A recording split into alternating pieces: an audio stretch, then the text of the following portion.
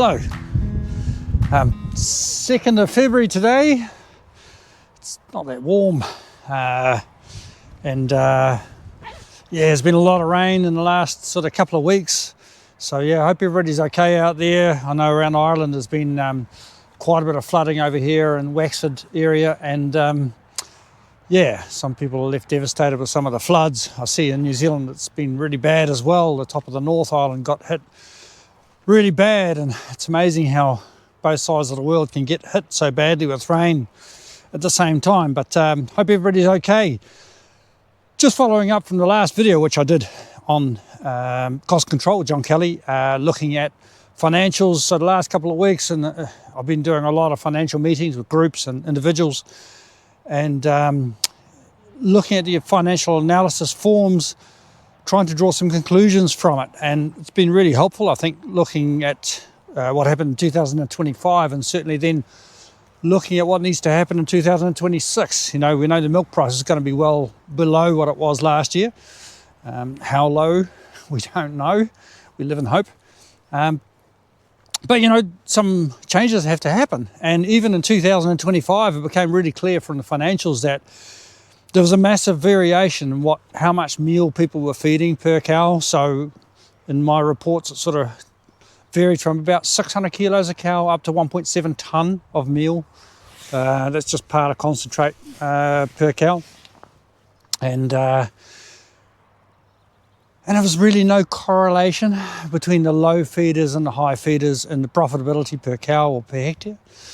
It's amazing that even in a high milk price year, I just didn't see that the meal feeding really paid, which was a little bit of a surprise, because I thought maybe in the high milk price it showed a little bit, but it really didn't. You know, like some people performed well, others didn't, but it wasn't related to the meal feeding. Another one was fertilizer as well. You know, like some people applied 220 to 40 kilos of nitrogen per hectare on the milking platform, but they only grew 10 to 12 tonne of dry matter. Others applied less than 120 kilos of nitrogen per hectare and still grew 13, 14 or more tonne of dry matter per hectare. So again, no real correlation there, and certainly no payback on that on those high rates of fertilizer applied. So the amazing thing is, looking at the financials, that feed costs, purchase feed costs, is sitting well in excess of double of what fertilizer expenditure is, which is a real concern. We used to say that ideally we don't want feed in excess of fertilizer.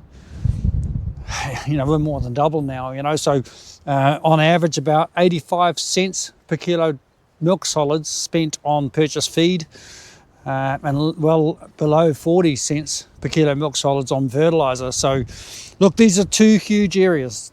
When you look at all the areas that you have an opportunity to save, it's making sure you're still achieving good output, but that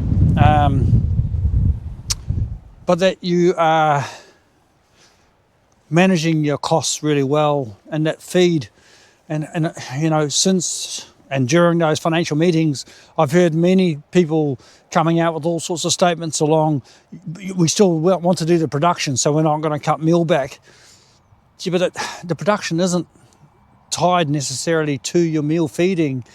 The biggest cost of meal feeding is the impact it has on grazing behaviour in cows and the residuals that you then end up leaving in the pasture, which then results in slightly higher residuals, slightly lower feed quality in the next rotation, and then an impact on that production, which you're then compensating for with more meal feeding. I have no doubt we need to be way better at managing pasture in 2026. A lot of people have really lost their way in that respect, I think. And what we call a proper residual has changed over that time in conjunction with higher meal feeding. So the other side of it is also that a lot of people say they need to feed meal to make sure they get good reproductive performance. And again, there's no real correlation between people who've had good reproductive performance and low empty rates and meal feeding, and the other way around, you know, like, so some of the people that have had fed 600 to 800 kilos of meal have had as good or better reproductive performance. So those things are not tied either. So look, it's an area that you need to focus on. Doing the figures on some people, the opportunity to do slightly better production out of less meal would make them so much more profit. And the other area is fertilizer, you know, and again, oh man, I saw a Grass 10 newsletter come out last week, and I'm just made with the attitude towards spring fertilizer. You know, like 1 kilo of N is going to give us 10 to 15 kilos of grass. That is not true. They were talking about applying 50 to 60 units before the start of the second rotation. That is madness. Like, nitrogen has such a rapidly declining rate of response, in that the higher your application rates, the less response you get for that extra kilo of nitrogen that you apply. So please, if you're interested in that, look back at my videos and go to episode 1 and in episode 2. Now, the second episode was done at this time of the year, looking at explaining the impact on your first rotation and the second rotation start. And it's all about soil conditions, and I've just got a soil thermometer here I'm going to put in. You know, at the moment, soils are saturated, which means they're anaerobic. There's no air in those soils. It means that the grass can't breathe, and the grass just cannot mobilize that nitrogen that you're applying. You know, the losses are huge. And for me, applying 60 units before the start of the second rotation, in the weather conditions that we generally get in Ireland, it's like parking a slurry tanker next to the river and just letting it flow in. Like, environmentally, it's stupid. And financially, it makes no sense, you know, to go and apply near a third of your yearly allowance of nitrogen in the first rotation is just madness. So please just consider, you know, I have nothing to gain here, except I care about farmers' profitability and doing the right thing all around. And applying this much nitrogen in the first rotation is just madness. So 5.1 soil temperature. So, you know, certainly below 8 degrees, you're going to get really minimal response. You're going to get really minimal response on grass that hasn't been grazed. You have some opportunity once you graze pasture to accelerate that growth. But again, you know, I wouldn't be applying more than 20 units before the start of the second rotation.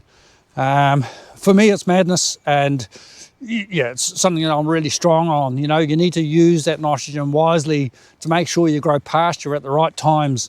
And it's, you know, certainly pasture that you grow extra in deficits is worth so much more than pasture that you grow at times you're already in surplus. And yes, that means that we're really trying to grow extra grass in that first rotation, but we don't have much of an opportunity to do that with fertilizer.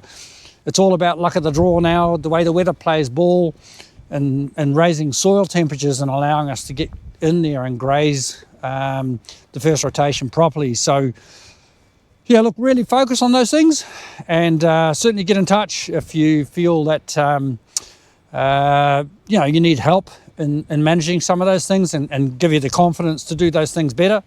But these are the areas I feel you need to really concentrate on. And yeah, hopefully calving goes well for all those spring calvers out there, and we get into a decent season to make up for the low milk price. So yeah, best of luck, and I'll try and get another episode out on a regular basis. Thanks for watching.